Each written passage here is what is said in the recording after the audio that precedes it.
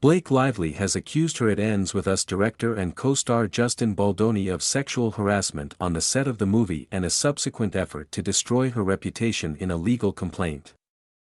The complaint obtained by the Associated Press, which the New York Times reported was filed Friday with the California Civil Rights Department, precedes a lawsuit.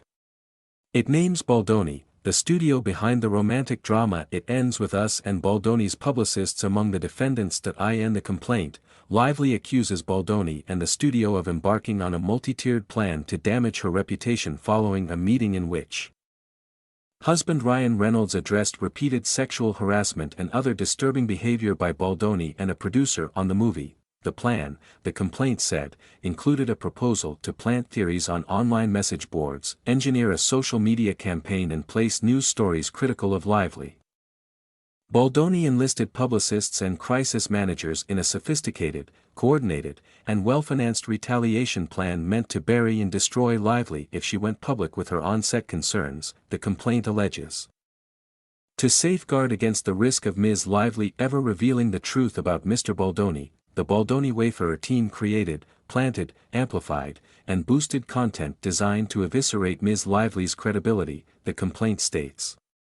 They engaged in the same techniques to bolster Mr. Baldoni's credibility and suppress any negative content about him. Brian Friedman, an attorney representing Baldoni, Wayfarer Studios and its representatives, called the claims completely false, outrageous and intentionally salacious. He pushed back against Lively's allegations of a coordinated campaign, saying the studio proactively hired a crisis manager due to the multiple demands and threats made by Ms. Lively during production.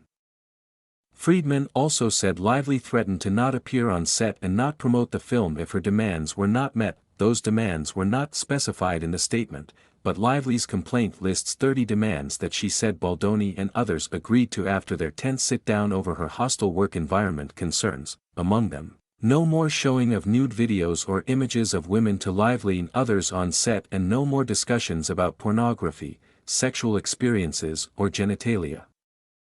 She also said Baldoni should not ask her trainer about her weight without her consent, should not press her about her religious beliefs, and should make no further mention of her dead father. An intimacy coordinator was also required to be on set whenever Lively shared a scene with Baldoni, and he was barred from entering her trailer or the makeup trailer while she was undressed.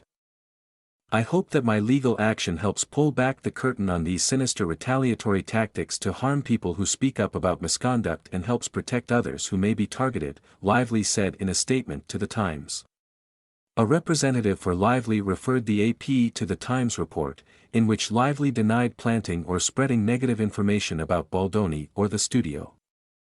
It Ends With Us, an adaptation of Colleen Hoover's best-selling 2016 novel, was released in August, exceeding box office expectations with a $50 million debut. But the movie's release was shrouded by speculation over discord between the lead pair. Baldoni took a back seat in promoting the film while Lively took center stage along with Reynolds, who was on the press circuit for Deadpool Wolverine at the same time. Baldoni, who starred in the telenovela Send Up Jane the Virgin, directed 5 Feet Apart and wrote Man Enough, a book pushing back against traditional notions of masculinity, did respond to concerns that the film romanticized domestic violence, telling the AP at the time that critics were absolutely entitled to that opinion. If anybody has had that real-life experience, I can imagine how hard it would be to imagine their experience being in a romance novel, he said. To them, I would just offer that we were very intentional in the making of this movie.